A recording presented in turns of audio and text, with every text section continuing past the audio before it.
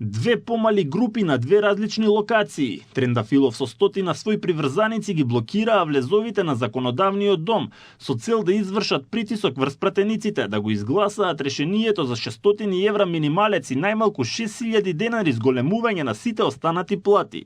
Идејата на синдикалците беше да ги спречат пратениците да наплатат патни трошоци, но сепак поголемиот дел од нив беа дојдени на своите работни места.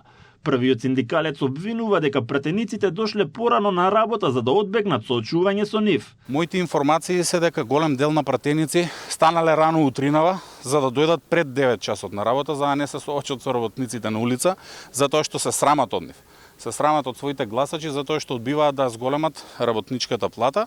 Дел од пратениците немаа проблем на работа да дојдат и пеш. Битката на синдикатот ја сметаат за легитимна, но имаат дилеми дали ваквите методи и динамика на притисок е соодветна на реалните состојби.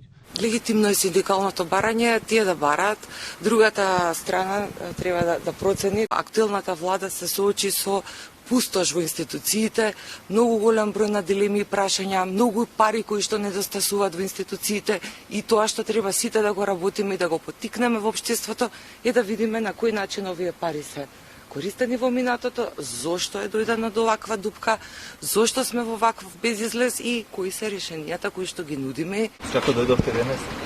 Па јас често одам пешки, денеска со автобус. Така што не ми е прв пат.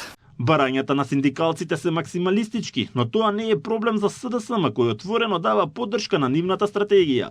Социјалдемократскиот сојуз, јас лично исто така даваме поддршка на Сојузот на синдикати на Македонија заради зголемувањето на минималната плата. Денеска доаѓате пеш на работа?